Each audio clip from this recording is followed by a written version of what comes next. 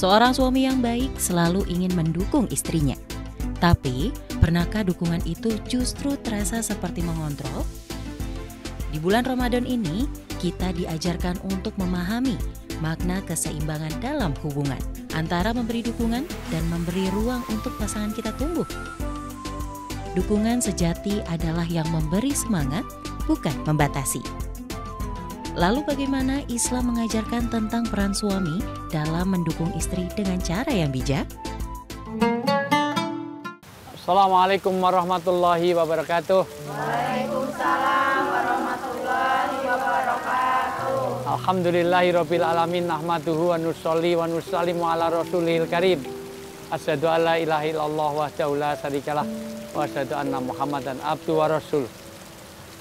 Ketakwaan adalah syarat di mana kita akan menjadi penduduk surgawi. Padahal tujuan puasa adalah la'alakum tattaqun, supaya kita bertakwa. Ketakwaan sudah kita bahas, bagaimana ketakwaan di dalam perilaku, ketakwaan di dalam harta, ketakwaan di dalam berbusana. Kali ini ketakwaan di dalam cerminan bersuami istri. Karena banyak persoalan-persoalan suami istri itu berujung kepada satu, banyaknya divorce, perceraian. Dan di Indonesia ini sayangnya angka perceraian meningkat terus. Setiap 1 jam tercatat 68 pasang orang yang bercerai. Yang kedua, banyaknya perselingkuhan. Yang ketiga, banyaknya KDRT. Yang keempat, banyaknya disharmoni. Untuk itu Ramadan harus membentuk keluarga yang harmonis, di mana suami istri menjadi sesuatu hunna libasul lakum wa antum libasul lahunna. Suami adalah libas, libas adalah pakaian, istri adalah libas, libas adalah pakaian. Pakaian itu adalah sesuatu yang melindungi, sesuatu yang membuat orang itu citra diri, yang tahu banyak rahasianya. Maka apapun yang terjadi di aib tubuh kita, pakaian kita tahu. Di dalam tubuh kita ini ada tembong di sini, ada kutil di sini, ada jerawat di mana, tahu karena pakaian. Demikian juga suami istri. Idealnya suami istri adalah ada transparansi, ada hak dan kewajiban yang sama. Untuk itu hubungan suami istri diharapkan harmonis di bulan Ramadan ini, karena Ramadan membentuk ketahanan rumah tangga yang kuat. Allah berfirman dalam surat An-Nisa ayat 19, silakan. Wahai orang-orang yang beriman, tidak halal bagi kamu mewarisi perempuan dengan jalan paksa. Dan janganlah kamu menyusahkan mereka karena hendak mengambil kembali sebagian dari apa yang telah kamu berikan kepadanya, kecuali mereka yang melakukan perbuatan keji yang nyata. Dan bergaulah dengan mereka menurut cara yang patut. Jika kamu tidak menyukai mereka, maka bersabarlah. Karena boleh jadi kamu tidak menyukai sesuatu, padahal Allah menjadikan kebaikan yang banyak padanya. Ayat ini bicara tentang paling tidak 5 learning point. Pertama, jangan suka saling menyakiti suami dan istri. Apalagi suami sebagai qawwam. Ar-rijalu qawwamuna 'alan nisa. Laki-laki itu adalah penanggung jawab dari istri dan anak-anaknya. Makanya kalau istri salah, suami ikut bertanggung jawab. Maka uang suami juga uang istri. Uang istri, uang istri. Uangmu, uangku, uangku. Dosa istri, suami ikut bertanggung jawab. Tapi dosa suami, dosaku. Dosamu, dosamu.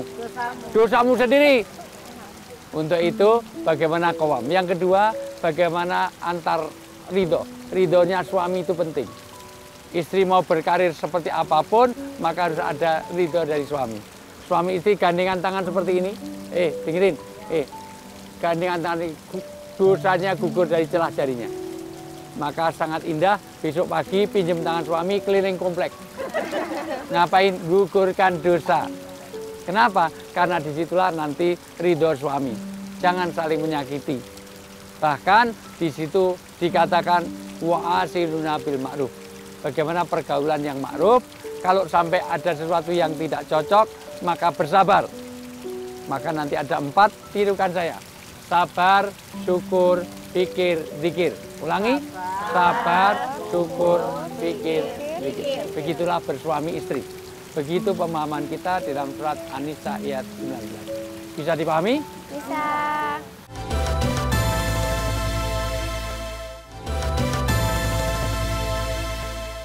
Ada yang mau bertanya?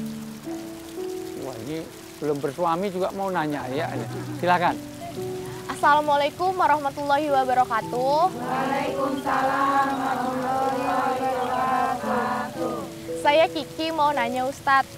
Saya itu kalau diingatkan sama suami saya emang agak keras karena emang sifatnya. Tapi saya tahu kalau itu tujuannya emang baik, agar saya nggak salah arah. Tapi Ustadz, saya terkadang ngerasa itu jatuhnya udah ngekang dan saya ngerasa itu jadi penghalang rezeki bagi saya. Gimana ya Ustadz? Itu aku udah berburuk sangka sama suami saya. Bagaimana ya Ustadz? Makasih. Pertama, suami istri itu adalah harus kooperatif. Kedua, komunikatif. Ketiga, harus ada transparansi. Apapun yang dibicarakan suami istri itu, maka bahasanya wa asiruna bil ma'ruf. Suami istri itu harus saling pengertian. Mengerti itu tidak ada kaitannya dengan pendidikan. Oh, suami saya udah doktor, profesor. Profesor pun kadang-kadang nggak ngerti pada istrinya, betul nggak? Istri pun kadang-kadang nggak ngerti pada suami. Maka nanti ada bahasa namanya hikmah. Hikmah itu menyampaikan sesuatu, satu, tidak menyakitkan. Maka bahasa sakinah artinya tidak menyakitkan. Maka komunikasi suami istri tidak boleh menyakitkan dari mulai panggilan. Panggilan suami, panggilan istri tidak boleh jujur, kalau itu menyakitkan nggak boleh.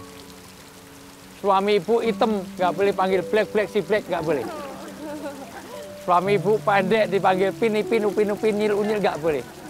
Istrinya gemuk dipanggil dut, dut, dut, nggak boleh.